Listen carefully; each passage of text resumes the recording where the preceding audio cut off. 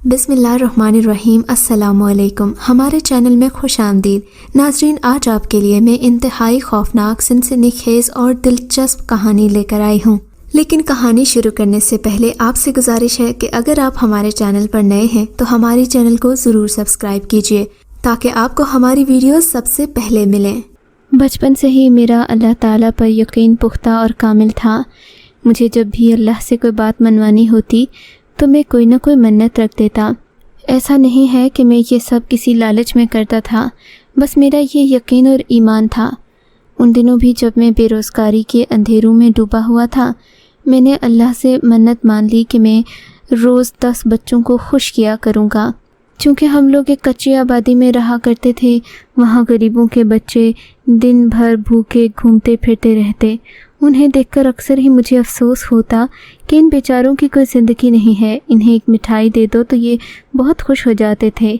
लेकिन बच्चों की तादाद काफ़ी ज़्यादा थी, उन्हें तो मिठाई तो क्या, जहर खाने के पैसे भी कोई नहीं देता था। माँ बाप भी गरीब थे। खैर, मैंने एक नौकरी के लिए दरख्वास्त दे रखी थी। मैंने अल्लाह से वादा कर लिया कि अगर मेरी नौकरी की दरख्वास्त कबूल हो गई और मैं एक सरकारी अफसर बन गया तो मैं इस मोहल्ले के लोगों को खाना खिलाया करूँगा, वो भी बिना किसी लालच और गर्ज के। ना ही मुझे किसी की इज़्ज़त चाहिए थी, ना ही रुपया पैसा। मैं सिर्फ़ लोगों को खुश करना चाहता था। अल्लाह की करनी के उन्हीं दिनों मुझे नौकरी के लिए दरख्वास्त का जवाब आ गया और मैं उस नौकरी के लिए सिलेक्ट हो गया। मेरे लिए सबसे ज़्यादा खुशी की बात थी क्योंकि मेरे माँ बाप भी इसी गरीब बस्ती से ताल्लुक़ रखते थे और उनके लिए उनके बेटे की कामयाबी बहुत बड़ी बात थी। खैर, अल्लाह के करम से मेरी तो शादी भी करीब थी क्योंकि अम्मा ने मेरे लिए एक लड़की ढूंढ रखी थी। अब बस अम्मा को मेरी नौकरी का इंतज़ार था। खैर से नौकरी के बाद भी अम्मा ने मुझे इस बात का पाबंद कर रखा था कि हर महीने एक मखसूस रकम अम्मा के हाथ पर ला कर रख दूँ ताकि वो मेरी शादी बआसानी कर सकें। मैंने अपने लिए 2-3 हज़ार रुपये बचा लिए, बाकी 8 हज़ार अम्मा के हाथ पर रख दिए। मेरी नौकरी का ये पहला महीना था जब मुझे अपनी मेहनत की कमाई मिली थी। मैं बेइंतहा खुश था। अम्मा को रुपए देने के बाद बाकी पैसे जो मेरे पास बचे थे उनसे मुझे अपने लिए यानी कि अपनी मन्नत को पूरा करना बाकी रह गया था। मैंने मोहल्ले के बच्चों को इकट्ठा किया, इनसे पूछा कि वो क्या खाएंगे। मैंने इन्हें मीठे चावलों, पुलाव और न जाने किस किस चीज़ की पेशकश की, मगर सब बच्चे सिर्फ़ एक ही बात पर राज़ी हुए कि उन्हें बर्फ़ी मिठाई खाना है। मैंने कहा ठीक है, इसमें तो कोई बड़ी बात नहीं। हमारे इलाके में एक मिठाई वाला था जो खालिस देसी मिठाई तैयार करता था। मैंने उसके साथ जाकर मुआहदा कर लिया। उसने कहा कि मैं तुम्हें पूरे महीने की मिठाई 1000 रुपये में बना दूंगा। मैं बहुत खुश हुआ था। मेरी तो खुशी की इंतहा न रही। मैंने आकर बच्चों को वो मिठाई खिलाई तो बच्चे बहुत ज़्यादा खुश हुए। कहने लगे, साजिद मामू, खुदा करे कि तुम्हें इससे भी अच्छी और बड़ी नौकरी मिले। बच्चों की दुआएं सुनकर मेरा दिल खुश हो गया था। बहरहाल अब ये सिलसिला रोज़ ही चल निकला था। मैं बच्चों के लिए नौकरी से वापसी पर गनी बेकर से 1 किलो मिठाई ले आता। बच्चे मिठाई खाकर बहुत खुश होते और मुझे ढेरों दुआएं देते। एक दिन मैं मिठाई बांट रहा था कि मेरी नज़र एक बच्चे पर पड़ी जो बाकियों से दूर खड़ा रो रहा था। उसके गाल रुई जैसे नरम थे और उसकी आंखें नीली थीं और बाल भूरे थे। उसे देखकर किसी का भी दिल पिघल सकता था। मैंने जैसे ही उसे देखा तो अपने पास बुला लिया। क्या हुआ बेटा, तुम मिठाई भी नहीं खा रहे और सबसे अलग क्यों खड़े हो? मेरे पूछने पर बच्चा मज़ीद रोने लगा तो मैं घबरा गया। अरे बेटा, इसमें रोने की कोई बात नहीं। तुम्हारा जो भी मसला है तुम मुझे बताओ, मैं तुम्हारी मदद करूँगा। बच्चे ने मुझे इशारे से दूसरी तरफ आने का कहा। मैं हैरान था कि ये बच्चा इतनी संजीदा बातें कर कैसे रहा है। बहरहाल मैं बच्चे के पीछे उस जगह गया तो कहने लगा, मेरी माँ घर में बीमार पड़ी है। उनके इलाज के लिए कोई भी डॉक्टर नहीं आ रहा। उनके पास खाने को दवा भी नहीं है और खुराक भी। अगर वो कुछ और खाएंगी तो मर जाएंगी, उनकी जान चली जाएगी। इसीलिए मैं आपके पास आया हूँ कि आप मेरे घर चलकर मेरी माँ को देख लें। अल्लाह आपको इसका बहुत अजर देगा। बच्चे ने कुछ इस आजिज़ी से इल्तिजा की थी कि मैं उसकी बात सुने बगैर नहीं रह सकता था। मैंने कहा ठीक है, मैं तुम्हारे साथ चलता हूँ, बस अपनी अम्मा को इत्तला कर दूँ। बच्चे ने मगर होंठों पर उंगली रखी और बोला, मामू, इस बात की शर्त ही यही है कि आप अपने किसी घर वाले को मत बताएं। ہم لوگ سفید پوش اور خوددار لوگ ہیں، کبھی ہم نے کسی سے مدد نہیں مانگی۔ اب اگر آپ اپنی ماں کو بتائیں گے تو وہ باقی سب کو بھی اس بارے میں بتا کر ہمارے گھر کے حالات بتا دیں گی، اور میں ایسا ہرگز نہیں چاہتا۔ میں آپ کا بہت شکر گزار ہوں گا اگر یہ بات آپ اپنے تک ہی رکھیں۔ بچے کی بات سن کر میں خاموش ہو گیا۔ چلو ٹھیک ہے بیٹا، میں کسی کو نہیں بتاؤں گا، بس اماں کو یہ کہہ کر آؤں گا کہ میں اپنے کسی دوست کے گھر جا رہا ہوں۔ بچہ مطمئن ہو کر وہیں بیٹھ گیا۔ تھوڑی دیر میں اماں کو بتا کر اس بچے کے ساتھ ساتھ چل پڑا۔ بچہ مجھے ہاتھ سے پکڑ کر ایک تنگ سی گلی میں داخل ہو گیا۔ میں حیران تھا کہ یہاں کون سا کوئی گھر ہے۔ اس گلی میں تو پرانی دکانوں کے گودام ہیں، اور گوداموں سے چیزیں لینے کے لیے دکاندار کبھی کبھی ہی اس تنگ گلی کا رخ کرتے ہیں، یوں یہ زیادہ تر ویران ہی رہتی ہے۔ اس تنگ گلی میں بڑے بڑے مکان تھے جن کا رقبہ کافی زیادہ تھا۔ خدا جانے کہ اسے تنگ گلی کے نام سے کیوں جانا جاتا تھا، حالانکہ اس گلی میں کوئی بھی ایسی چیز نہیں تھی جسے آپ تنگی یا تاریکی سے تعبیر کر سکیں۔ البتہ نہ چاہتے ہوئے بھی یہاں پر بڑے اور گھنے درخت اگائے تھے جو کسی نہ کسی گھر میں صحن میں اگے ہوئے تھے۔ لوگ اس گلی سے گزرتے ہوئے ڈر محسوس کرتے تھے، اسی وجہ سے کشادہ ہونے کے باوجود بھی اس گلی کا نام تنگ گلی رکھ دیا گیا تھا۔ میں بھی آج اس بچے کے ساتھ اس تنگ گلی سے گزر رہا تھا۔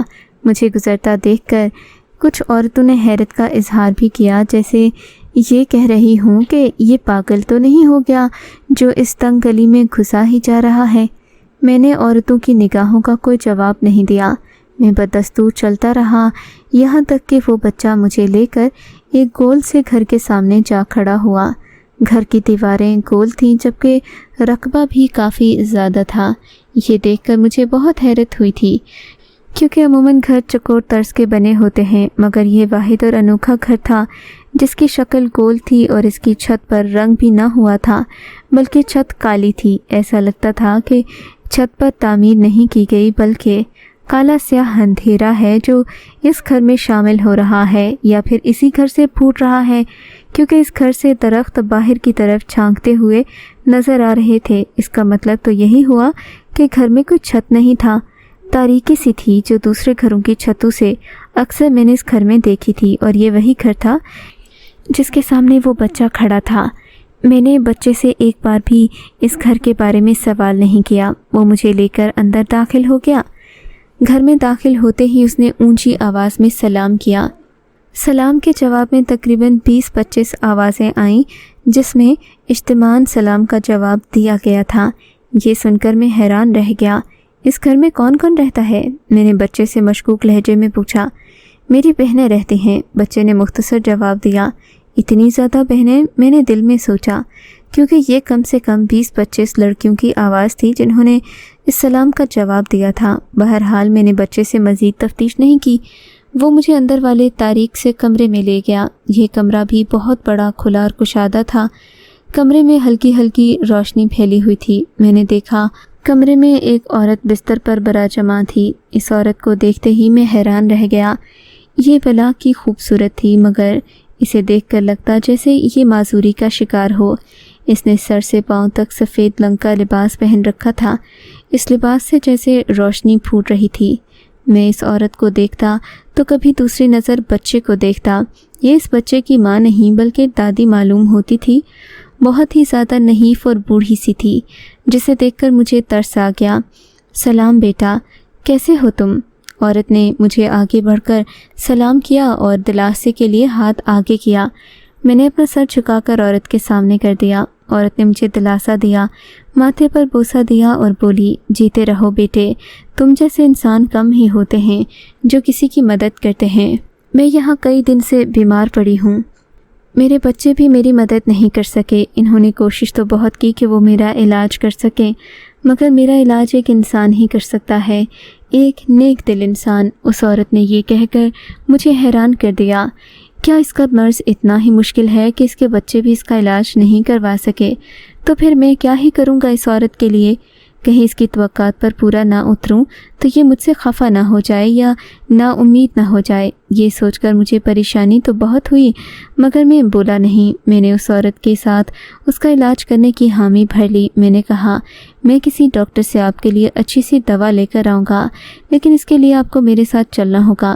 نہیں بیٹا، اس کی ضرورت نہیں۔ اس عورت نے ہاتھ اٹھا کر مجھے منع کر دیا۔ کیوں ضرورت نہیں؟ آپ اتنی بیمار ہیں، آپ کو علاج ہی کی تو ضرورت ہے، یوں آپ گھریلو نسخوں سے تو ٹھیک نہیں ہوں گی۔ میری بات پر وہ عورت پراسرار آنکھوں سے مجھے دیکھتے ہوئے بولی۔ اب میری نظر اس کی آنکھوں پر پڑی تو میں حیران رہ گیا۔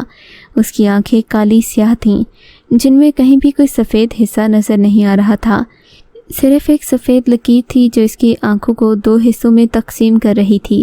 اس کی کالی آنکھیں 2 حصوں میں بٹی ہوئی تھیں۔ میں نے جب اس عورت کو دیکھا تو مجھے لگا اس کا مرض یہی ہے جو اس کی آنکھوں کو متاثر کر رہا ہے۔ آپ کی بیماری آنکھوں کی ہے تو میں آنکھوں کے ڈاکٹر سے رابطہ کر کے اس بارے میں معلومات حاصل کر لوں گا۔ میری بات پر وہ پھر خاموش ہو گئی۔ نہیں بیٹا، میں جانتی ہوں کہ مجھے کیا بیماری ہے۔ یہ سب بیماریاں تو بڑھاپے سے ہی جنم لیتی ہیں۔ بس میں تم سے 1-2 چیزیں منگوانا چاہتی ہوں جن علاقوں میں ہماری رسائی ممکن نہیں، یہ چیزیں وہاں پائی جاتی ہیں۔ بوڑھی عورت یہ کہہ کر اپنی آنکھیں موندے لیٹ گئی۔ میں اس کے جواب کا انتظار کرنے لگا۔ آپ کو کیا چاہیے؟ میرے دوبارہ پوچھنے پر اس نے کہا، مجھے پہاڑی شہد چاہیے۔ پہاڑی شہد؟ کیا مطلب؟ کیا وہ مجھے کسی دکان سے مل جائے گا؟ دکان سے ملتا ہوتا تو ہم خود بھی لے آتے، اس عورت نے بیزاری سے جواب دیا۔ ہمیں پہاڑوں کا اصلی شہد چاہیے جسے خالص شہد کی چھوٹی مکھی بناتی ہے۔ اگر تم ایسا کر سکو تو میں تمہارے لیے اپنی زندگی میں بہت ساری قربانیاں دے کر تمہیں فائدہ دے سکتی ہوں۔ میرے بیٹے، اس بات کو مذاق مت سمجھنا۔ میں نے آج تک جس سے جو بھی وعدہ کیا وہ پورا کیا۔ میں تمہیں بھی بہت بڑا انعام دوں گی۔ انعام کی بات نہیں ہے محترمہ، میں نے ادب سے کہا۔ بات یہ ہے کہ میں خالص پہاڑی شہد ڈھونڈوں گا کہاں سے؟ مجھے تو گاؤں کی زیادہ جان پہچان بھی نہیں۔ میں تو زیادہ تر پڑھائی میں مگن رہا ہوں۔ مجھے یہ بھی نہیں معلوم کہ ہمارے گاؤں میں کیا پکتا ہے، کس طرح کے لوگ رہتے ہیں اور کیا پہنتے ہیں۔ میری بات سن کر بوڑھی عورت نے اس کا حل یہ پیش کیا کہ میں اپنے ساتھ یہاں سے ان کی ایک بیٹی کو لے کر جاؤں جو میرے ساتھ شہد ڈھونڈنے میں مدد کرے گی، یا پھر وہی بچہ مدثر جو مجھے اس گھر تک لے کر آیا تھا۔ بوڑھی عورت کی بات پر میں نے ہاں میں سر ہلا دیا۔ اس بچے کو سبھی معلوم ہے کہ وہ پہاڑی شہد کہاں ملتا ہے، بس تم اس کی بتائی ہوئی باتوں پر عمل کرنا تو تم اس تک پہنچ جاؤ گے۔ بوڑھی عورت نے یہ کہہ کر مجھے اپنے گھر سے رخصت تو کر دیا تھا۔ مدثر بھی میرے ساتھ تھا، مگر میں نہیں جانتا تھا کہ اس گاؤں میں پہاڑ بھی موجود ہیں، وہ بھی کالے پہاڑ۔ خیر، مدثر کے کہنے پر میں اس کے ساتھ چلا گیا۔ وہ مجھے لے کر پہلے تو کہنے لگا، اپنے ساتھ ایک اور لڑکا بھی لے آؤ، کیونکہ میں ان کالی پہاڑیوں کے اندر نہیں جا سکتا۔ تمہیں دوربین سے بتاؤں گا کہ کس درخت پر شہد کا چھتا لٹک رہا ہے۔ تم اس لڑکے کو بھیجنا جو دستانے پہن کر اس درخت پر چڑھے گا، اور یوں تمہارے لیے شہد کا یہ چھتا نکالنا آسان ہو جائے گا۔ اور ہاں، اس بات کو ہلکا مت لینا، خالہ جان جسے چاہے نواز دیتی ہیں۔ اگر تم بھی ان کی مدد کرو گے تو وہ تمہاری زندگی کو آسائشوں سے بھر دیں گی۔ بچے کی بات سن کر میں خاموش ہو گیا۔ میں اسے کیا ہی کہہ سکتا تھا؟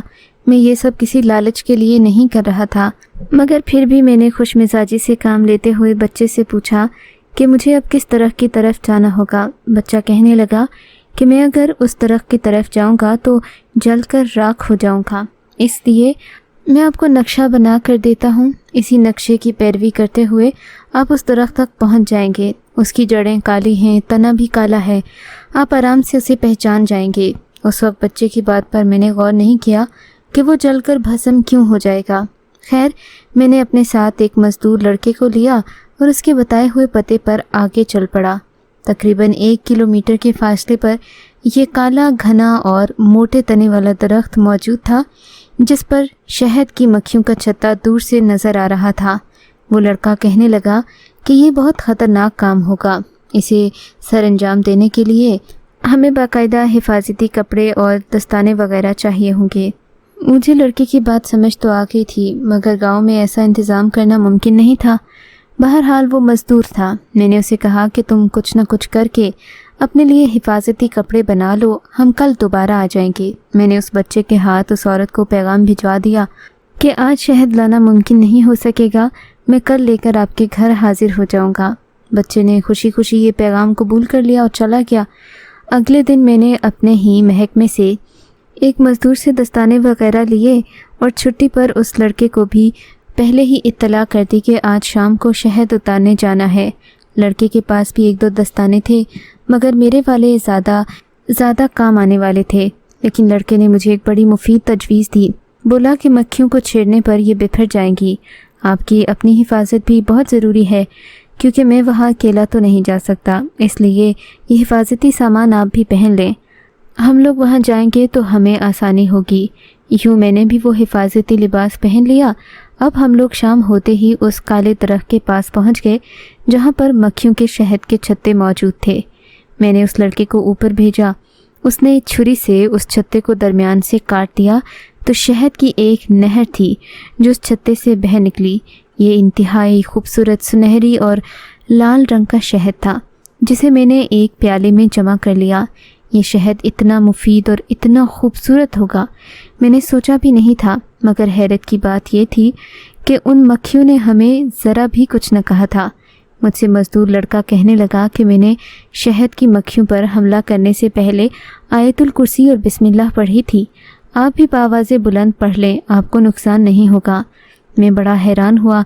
शायद ये लड़के का ईमान था जिसकी वजह से हमारी बचत हो गई थी। मैंने शहद बर्तन में भर लिया था। ये तकरीबन 3-4 किलो के करीब शहद था।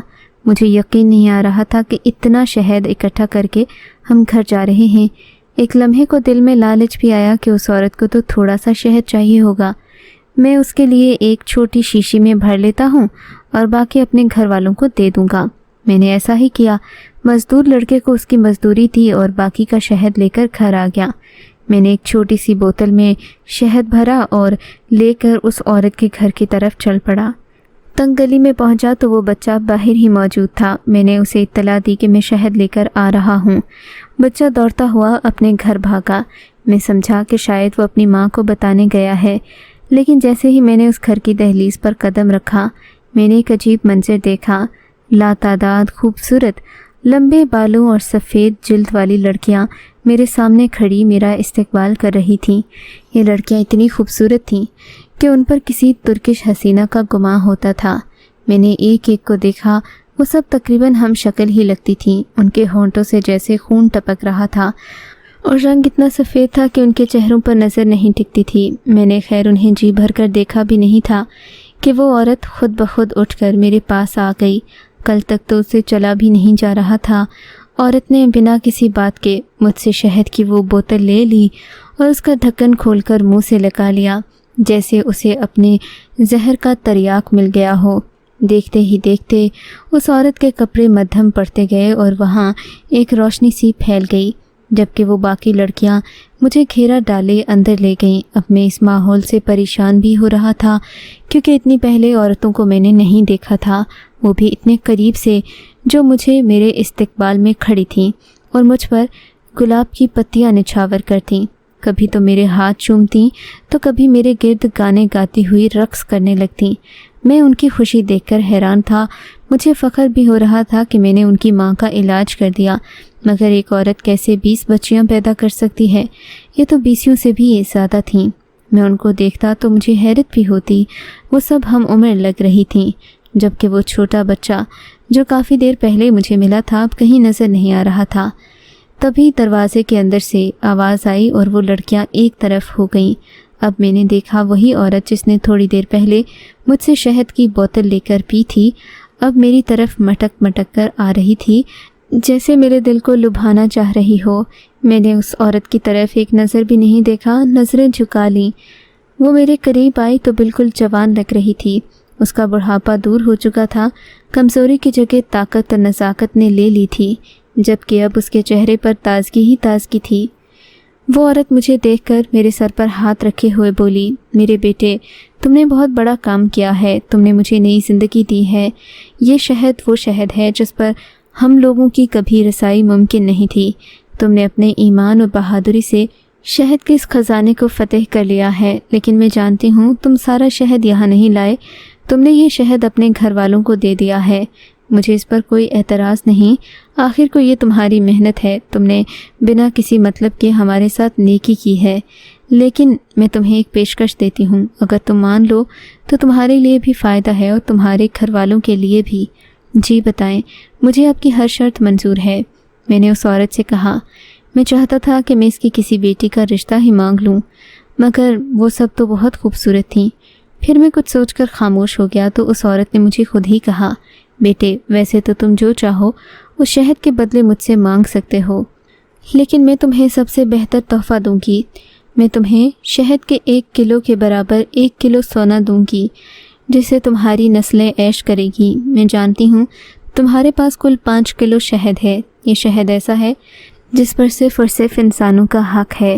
جانوروں، پرندوں اور حشرات میں اللہ نے یہ صلاحیت رکھی ہے کہ وہ اپنے اوپر جنات کا سایہ دیکھ لیتے ہیں اور پھر انہیں بھگانے کے لیے ان پر حملہ کر دیتے ہیں۔ ہم لوگ ایسی مخلوق ہیں جو انسانوں میں شمار نہیں ہوتی۔ بیٹا تم سمجھ تو گئے ہوگے، لیکن ہم وعدہ کرتے ہیں تمہیں کوئی نقصان نہیں پہنچائیں گے، تم سے وفا کریں گے، تمہاری بات مانیں گے، تم جو شرط رکھو گے ہمیں وہ شرط قبول ہوگی۔ عورت کی اس بات نے مجھے حیران کر دیا۔ مجھے پہل تو یقین نہیں آیا، لیکن پھر شہد ہی کی تو بات تھی۔